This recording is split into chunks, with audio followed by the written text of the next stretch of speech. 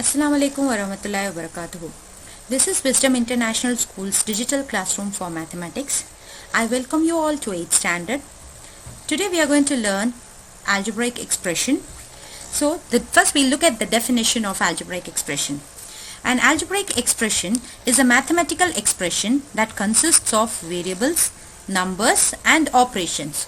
So if you have an expression containing variables, numbers and operations, then you call that as an algebraic expression. Now the question is, what are variables, what are numbers and what are operations? Numbers, we are all familiar with the numbers. That's like, any number, any positive number or a negative number, we have learned it, okay? And operations, mathematical operations are these. See, I have written it over here. It could be a plus sign, a minus sign, a multiplication sign or a division sign, okay? And now what are the variables? So the alphabets present in the expression are known as the variables. So later on we will learn how to find these variables.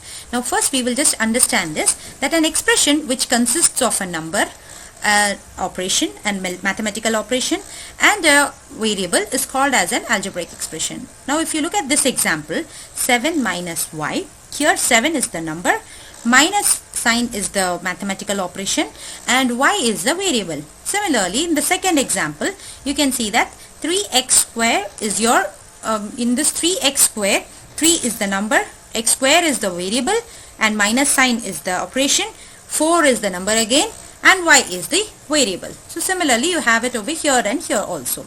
Okay, so these are all mathematical expressions, algebraic expressions, okay. Now, we have to note one important thing over here. The sign of multiplication and division do not separate the terms. So now we will see what are the terms. So if you look at this 7 minus y, the 7 and y are two different terms over here. And the 7 and y are separated by a negative sign. So a positive sign or a negative sign can separate the terms, okay. So here in the second example, 3x square and 4y are two different terms separated by a negative sign again. But if you look at the 6xy, there is no plus or minus sign involved over here, and when you say 6x and y, the sign in between 6 and x is multiplication, and the x and y also has a multiplication sign in between them. Okay, so now this is considered as only one term. This multiplication sign and division sign, they do not separate the terms. So that is what we need to note over here. So I have written the note over here. So the third example which they have given, 6xy, is considered as only one term because there is no plus or minus sign separating the terms.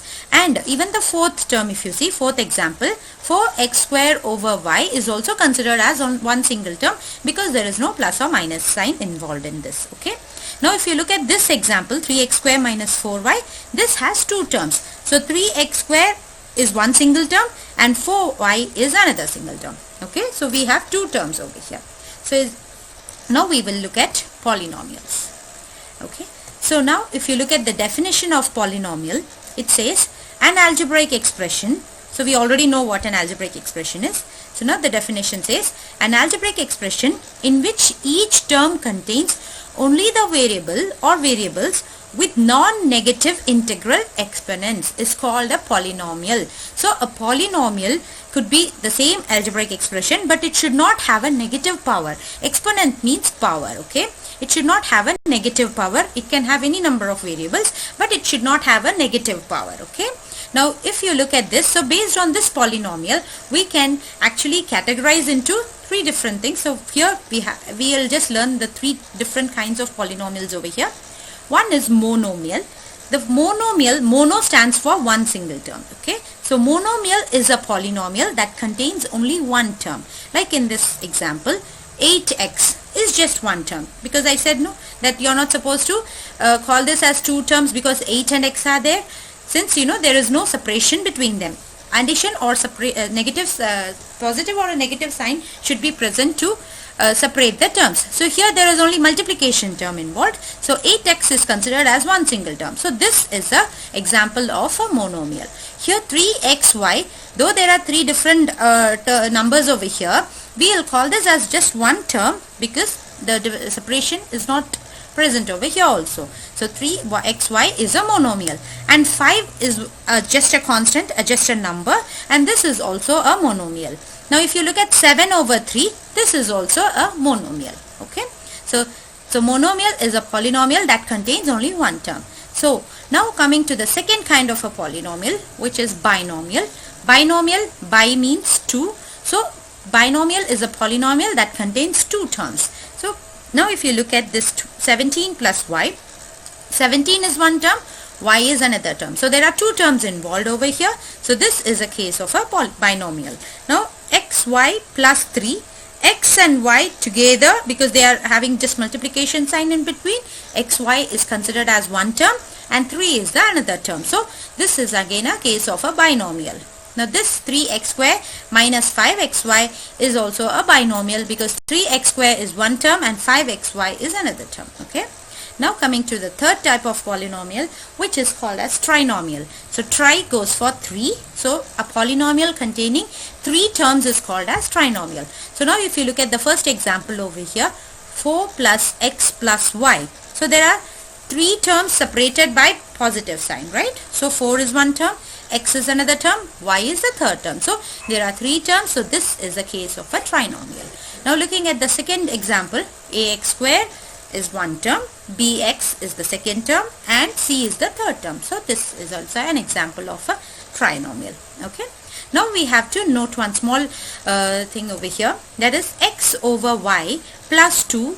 This will not be considered as a polynomial, because according to the polynomial definition, we are not supposed to have a negative power for the variable, or you can say that you are not supposed to have any variable in the denominator. Now you look at this, you have the y in the denominator. So this will not be a case of a polynomial. Okay, but it could be called as an algebraic expression, because you have a x and you have y, you have variables and you have a number over here and you have a mathematical operation. So this is a case of an algebraic expression, but it's not called as a polynomial because you have a y in the denominator.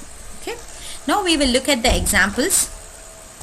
So they may say state constants and variables. Now if you look at these 4 examples, we need to say which are constant and which are variables.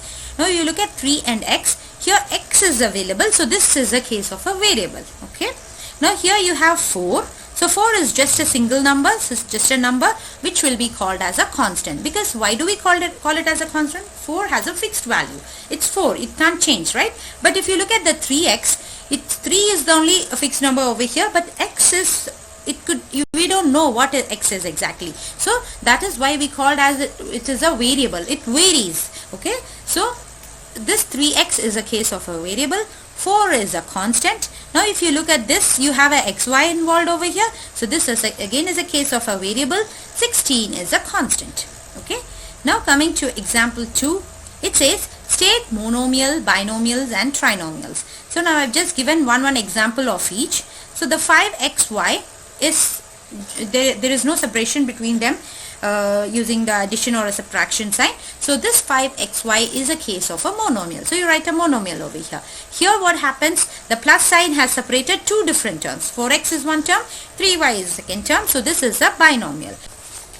Okay, now the third thing is a trinomial, case of a trinomial. If you look at this carefully, you have got 6x, then you have a plus sign, then you have y minus 2x square. So there are 3 terms over here separated by a plus sign and a minus sign. So this is a case of a trinomial. So you should know how to categorize them, how to differentiate the monomials, binomials and trinomials. Okay.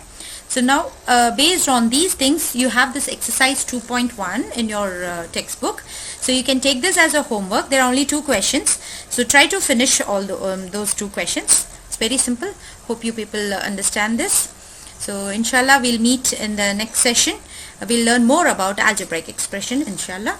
Okay. Allah Hafiz. Thank you.